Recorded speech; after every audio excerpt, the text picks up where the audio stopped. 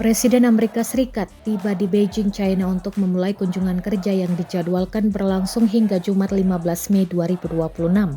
Trump dilaporkan tiba dengan pesawat Air Force One di Bandara Internasional Beijing Rabu 13 Mei 2026. Sebagai tanda awal bagaimana Beijing memandang kunjungan Trump, Wakil Presiden Tiongkok Han Zheng berada di bandara untuk menyambut Presiden Amerika Serikat. Meski demikian, beberapa orang mempertanyakan ketidakhadiran Presiden China Xi Jinping dalam acara penyambutan tersebut. Selain Wapres, Trump juga disambut perwakilan pemerintah China dan pasukan kehormatan. Sebanyak 300 anak sekolah juga berbaris di karpet merah untuk menyambut Trump. Presiden Amerika Serikat itu dijadwalkan akan bertemu Xi Jinping dalam serangkaian pertemuan bilateral pada Kamis 14 Mei 2026 dan Jumat 15 Mei 2026.